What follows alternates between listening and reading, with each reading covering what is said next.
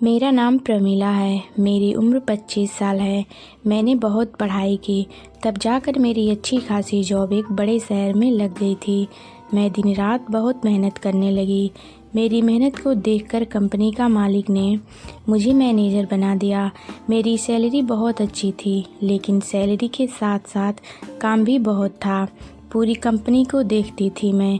फिर मैं शाम को घर चली जाती थी और बड़ी मुश्किल से खाना बनाकर खाती थी। अब मेरे से खाना नहीं बन रहा था, इसलिए मैं खाना बनाने वाला लड़का ढूंढने लगी। तभी एक दिन नौजवान लड़का आता है और कहता है, मैडम, मुझे नौकरी की ज़रूरत है, मैं आपके लिए खाना बना लूँगा। फिर मैंने उसके बारे में जानकारी ली कि तुम करते क्या हो। फिर वह कहने लगा, मैडम, मैं पढ़ाई करता हूँ और मुझे पैसों की बहुत ज़रूरत है, इसलिए आप जो भी पैसे देंगी मैं ले लूँगा। मुझे उस पर दया आ गई और मैंने उसको काम पर रख लिया। वह स्वभाव से सीधा साधा लग रहा था, क्योंकि वो तन पर थोड़े से कपड़े फटे हुए पहने थे। फिर मैंने उसको किचन दिखा दिया और किचन का सारा सामान भी दिखा दिया और बोल दिया कि जैसे ही किचन का सामान ख़त्म होता है तो आप मुझे बोल देना, मैं ला दूँगी। मैं खाना खाकर ऑफिस चली जाती थी। फिर वह अकेला रहता था मेरे घर पर। जब मैं ऑफिस से शाम को घर लौटती तो पूरे घर को वह चमका देता था। झाड़ू पोछा लगाकर मैं खुश हो जाती थी। फिर मैं हाथ मुंह धोती और खाना खाने बैठ जाती थी और मेरे लिए गरम गरम खाना बनाकर लाता था। जब मैं खाना खाकर सो जाती थी तो वह अपने रूम में जाकर पढ़ाई करता था। जब आधी रात को मुझे प्यास लगी तो मैं किचन की तरफ चली गई और तभी उसके रूम की तरफ देखा तो लाइट जल रही थी। फिर मैंने पास जाकर खिड़की से देखा तो मैं चौंक गई, क्योंकि अभी जो समय हुआ था सुबह के 4 बजे थे और वो पढ़ाई कर रहा है। मैं सोचने लगी कि दिन भर तो यह मेरे घर का काम करता है और रात को पढ़ाई करता है, तो फिर कॉलेज कितने बजे जाता है। तभी एक दिन मैंने खाना खाते खाते ही उससे पूछ लिया कि आप कॉलेज कितने बजे जाते हो। फिर वह कहने लगा कि मैडम, जैसे ही आपके घर का पूरा काम हो जाता है फिर मैं कॉलेज चला जाता हूँ और थोड़ी बहुत पढ़ाई करके वापस आ जाता हूँ। फिर मैं सोचने लगती हूँ कि मैं दिन भर अपने ऑफिस में कुछ काम नहीं करती, फिर भी मुझे लगता है कि मैं थक जाती हूँ और यह दिन भर मेरे घर का काम करता है और थोड़ा बहुत समय जो बचता है फिर यह कॉलेज जाता है। फिर मुझे दया आ जाती है और मैंने उसके पैसे बढ़ा दिए। एक दिन वह बहुत ही स्वादिष्ट खाना बनाया और मैंने इतना खाना खा लिया कि जैसे ही खाना खाया मैं सोने के लिए चली गई और गहरी नींद में सो गई। फिर मैंने एक दिन उसके परिवार के बारे में पूछने लगी कि आपके परिवार में कौन कौन है। तभी वह कहने लगा कि मैडम, मेरे बूढ़े माँ बाप और एक छोटा भाई है। वह एक दिन शादी में जा रहे थे, तभी दुर्घटना में माँ अपने दोनों आंखें खो दी और छोटा भाई है जो विकलांग हो गया। अब मुझे जो भी पैसा मिलता है मैं ही उनका पेट पाल रहा हूँ। मुझे उसकी बातें को सुनकर मेरी आंखों में आंसू आ गए थे। कुछ दिनों बाद मैंने उसके पैसे और बढ़ा दिए ताकि वह अपने माँ बाप और छोटे भाई का पेट भर सके।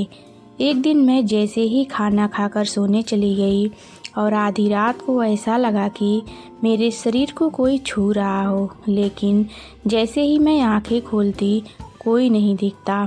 फिर मैं वापस सो जाती। अब मुझे हर रोज़ ऐसा ही लगने लगा कि कोई मुझे छू रहा हो। जब भी मैं खाना खाकर सोती हूँ तो रात में मेरी एक बार भी नींद नहीं खुलती, क्योंकि वह लड़का खाना ही ऐसा बना रहा था कि मैं हद से ज़्यादा ही खा लेती थी, जिसकी वजह से मेरी नींद रात में एक बार भी नहीं खुलती थी। फिर मैं सोचने लगी कि सच्चाई जान के ही रहूँगी, आखिर कौन मुझे रात को छूता है। तभी मैंने एक तरकीब निकाली और जैसे ही ऑफिस से आई तो मैंने लड़के को बोल दिया कि आज मैंने ऑफिस में ही खाना खा लिया था, इसलिए आज खाना मत बनाना। फिर मैं सो गई और सोने का नाटक करती रही। तभी आधी रात को मेरे रूम का दरवाज़ा खुलता है और मेरे बिस्तर की तरफ कोई आता है। फिर वह मेरे हाथ पैरों को छूता है। फिर वह मेरे साथ ऐसी हरकत करने लगता है कि मैं हैरान रह गई। मेरी आंखों से आंसू बहने लगे। वह मेरे पैरों को दबाने लगता है और जब भी वह मेरे पैरों को दबाता है तो कभी भी नज़र उठाकर मेरी तरफ नहीं देखता है और पैर दबाकर वापस चला जाता है अपने रूम में। फिर एक दिन मैंने मेरे पैर दबाते हुए मैंने उसका हाथ पकड़ लिया और कहने लगी कि रहने दो, आप मेरी इतनी सेवा मत करो, क्योंकि आप दिन भर मेरे घर की साफ़ सफाई करते हो और आप थक जाते होंगे। जाओ आप अपने रूम में और जाकर सो जाओ। तभी वो रोने लगता है और कहने लगता है कि मैडम, आप मेरी माँ समान हो, इसलिए मुझे यह सेवा करने दो, क्योंकि अगर आप मुझे नौकरी नहीं देती तो मेरी माँ और मेरा छोटा भाई भूखे मर जाते। आपकी ही देन है कि हम भी जी रहे हैं और अच्छा खाना खा रहे हैं। पहले जब मैं नहीं कमाता था तब तो वह कभी कभी भूखे पेट ही सो जाते थे। फिर वह रोते हुए अपने रूम पर चला जाता है। मेरी भी आंखों से आंसू आने लगता है और मैंने भी आज तक ऐसा नौकर नहीं देखा जो ईमानदार, वफादार और मेहनती हो। एक दिन सीढ़ियों से उतरते समय अचानक से मेरा पैर फिसला और मैं गिर गई, तो मुझे काफ़ी चोट आई सर में और कमर में। तभी वह दौड़ता दौड़ता आया और कहने लगा, क्या हुआ मालकिन? तभी वह मेरे सर में और कमर में चोट देख लेता है तो वह घबरा जाता है। अभी मैं डॉक्टर को फ़ोन करता हूँ, लेकिन डॉक्टर लोग भी फ़ोन नहीं उठा रहे थे। तभी वह मुझे उठाकर एक गाड़ी बुलाता है और मुझे हॉस्पिटल ले जाता है। हॉस्पिटल से मैंने अपने सभी परिचित लोगों को फ़ोन लगाया, लेकिन एक भी मुझे देखने नहीं आए। मैं रोने लगी। मेरे दोस्त हमेशा बोलते थे कि ज़रूरत पड़े तो एक फ़ोन लगा देना, हम सब आ जाएंगे आपकी मदद करने के लिए, लेकिन यह सब झूठ थे। एक भी लोग नहीं आए मुझे देखने के लिए। यहाँ पर मेरी सेवा करने के लिए मेरे नौकर के अलावा और कोई नहीं था। वह खाना भी नहीं खा रहा था। रोते हुए बोलता है, मालकिन आप बहुत जल्दी ठीक हो जाएंगी, आप चिंता मत करो, मैं हूँ ना आपकी देखभाल करने के लिए। कुछ दिन हम हॉस्पिटल में रहे, फिर हम कुछ दिन बाद घर चले आए। तभी मैं दूसरे दिन अपने ऑफिस गई तो सभी मेरे दोस्त बहाने बनाने लगे कि हमारा ज़रूरी काम आ गया था, इसलिए आपसे मिलने हम नहीं आ पाए। मैं समझ गई थी कि यह सब दिखावटी कर रहे हैं। मैं ऑफिस से घर आ गई। फिर रात को खाना खाने के बाद मैं सोने लगी। जिन दोस्तों पर मैं आंख बंद करके भरोसा करती थी, उन्होंने एक बार भी हॉस्पिटल में मेरा हाल चाल पूछने नहीं आए।